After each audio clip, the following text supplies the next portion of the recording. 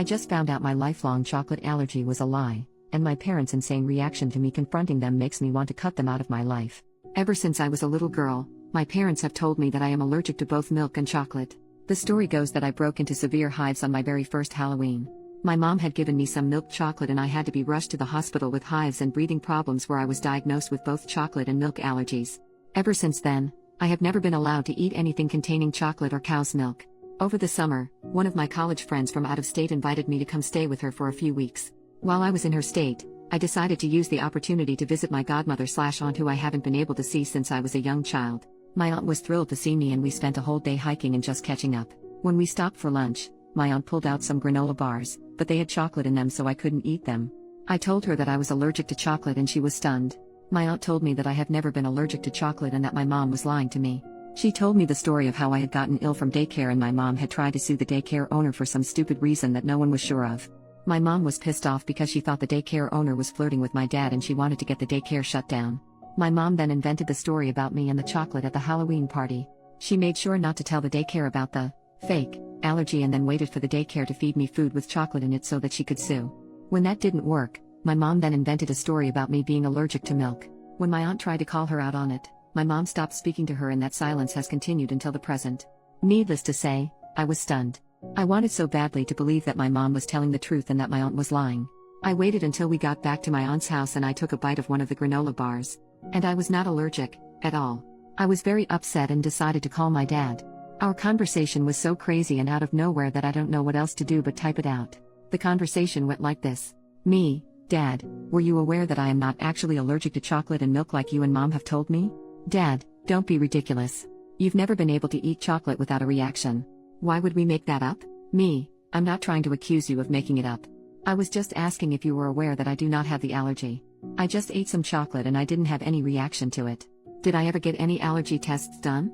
Dad, I will have to ask your mother. I am upset that you are trying to call us liars over this. Me, when did I say anyone was lying? What are you talking about? My mom then jumped into the conversation. Speakerphone. Mom, honey, don't you remember that you had hives at your 10th birthday party? Your friend had given you a Tootsie Pop and you were allergic to the chocolate. Me, Mom, I never had a 10th birthday party and I don't know what you're talking about. I was just curious if I ever had a real allergy test done for chocolate, because I was just able to eat some without a reaction. I'm just trying to figure out if I can eat chocolate or not now. Mom, I don't know why you need to know if you had a test or not. You can't eat chocolate because we say you can't eat chocolate. You're being a little liar right now. How dare you say we never gave you a birthday party that year?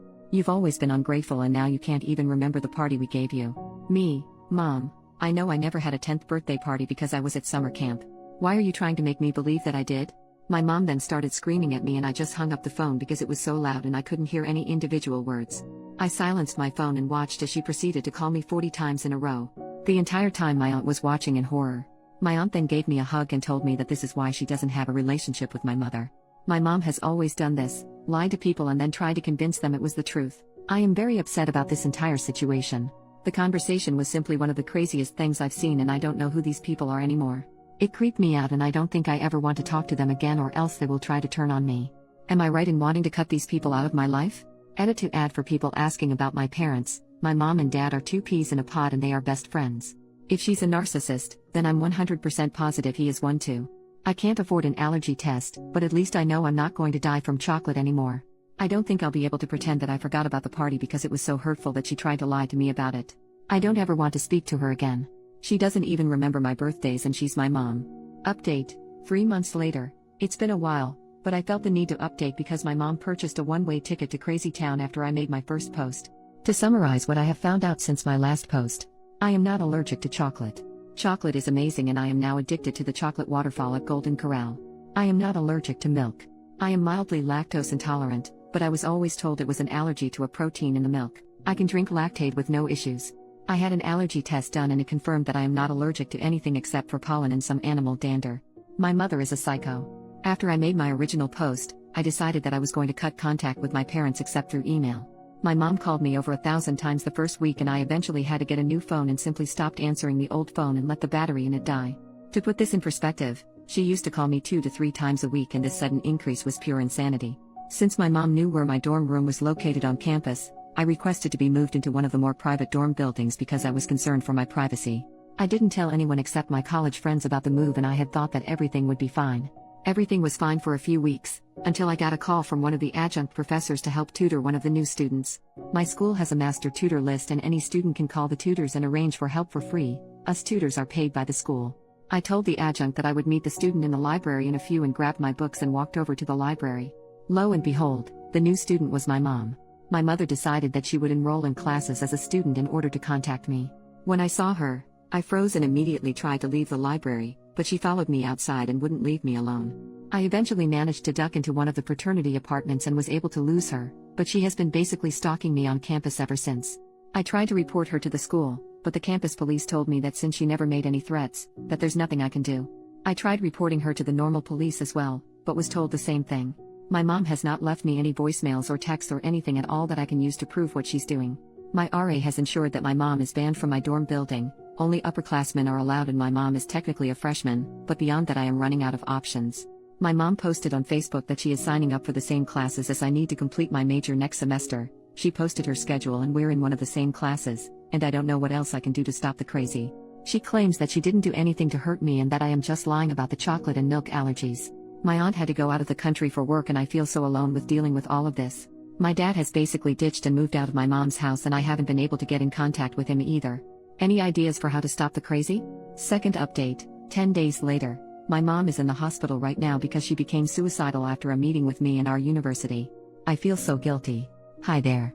It's my first time posting here because I was hesitant to give my mom the narcissist label. That being said, I don't really have a better term to describe her behavior, and a ton of people pointed me to this subreddit after I posted on the relationship subreddit about my mom. To summarize, my mom and dad lied to me and told me I had allergies, chocolate and milk. I believed them for years until I met my estranged aunt and she spilled the beans and revealed the web of lies created by my mother. I decided to go no contact with my parents, and my mom snapped and enrolled at my university and was basically stalking me and enrolling in the same classes I need for next semester. I contacted the student affairs department and they arranged a meeting between myself and my mom regarding the stalking. At the meeting, the administrator heard both sides of our stories and pretty much caught my mom in another lie. My mom had her best poker face on and tried to claim that she hadn't contacted me in months. She denied that she had called me repeatedly, denied that she ever tried to get tutoring from me, denied everything she did. She tried to act like she was the victim and that I was just a mean and disrespectful daughter who hated her mom. And that's when I got out my phone and showed the administrator the call log from when my mom called me over 1,000 times in a row. This is not an exaggeration, the call log hit quadruple digits. My mom then tried to deny that the number was her cell number, but the administrator looked it up in the student database and it proved she was lying. My mom tried to backtrack, but the damage was done. The administrator made us both sign contracts that said that we each must not contact each other for the remainder of the school year, otherwise we would be suspended from classes. My mom was forced to change her schedule so that she would not be in the same classes as I was in. The administrator made it clear that if she tried to circumvent the contract, even if by accident, that she could have her student ID banned from entering the student center or other buildings if I was inside. They are controlled by RFID chips and we have to swipe them to enter certain buildings. After the meeting ended, I was so happy and I felt free for the first time in weeks. A few nights later, my dad called me and left a voicemail informing me that my mom tried to commit with sleeping pills and that she was going to the hospital. I thought it was fake at first, so I called the hospital and they put me through to my dad, who was in the waiting room. My dad laid into me pretty hard and called me names and stuff about the whole situation, and then told me that if I didn't want my mom to die, I shouldn't have made her life miserable. So that's my Thanksgiving vacation, and I don't really know what to think or do right now. I'm going to go bake a pumpkin pie and try to forget about it all, but food tastes like ash in my mouth. Relevant comments. Commenter number 1, honey, it's not your fault. Not even a little. She is a very sick person. This attempt is the inevitable conclusion of a long struggle with serious mental illness. Also, while we take all threats of suicide seriously on this sub, her failure to unalive herself is notable. It is not hard to unalive yourself. Even pop culture offers a few methods which are surefire, and a quick Google search will quickly turn up a dozen more. The fact that she didn't look for this information, and didn't complete her suicide, suggests that this was more of an attempt to manipulate than an attempt to leave the planet. She isn't dead, and that's significant. OP, thanks for saying this. My mom is incredibly intelligent and resourceful, and I know that if she really wanted to die, she would have been successful. She can recite stats off the top of her head, and I've heard her saying before that most successful suicides involve guns. I know for a fact that she knows what it takes for suicide, and she's smart enough to find a way to hurt herself without leaving lasting damage. She also made sure to put me down on her list of approved visitors and sign all the paperwork so that the nurses can tell me information without violating HIPAA. She knows that I'm the type of person who would have called the hospital and then I would know all the details and she could guilt me with them. Story was marked as inconclusive. Hopefully OP comes back and gives us an update.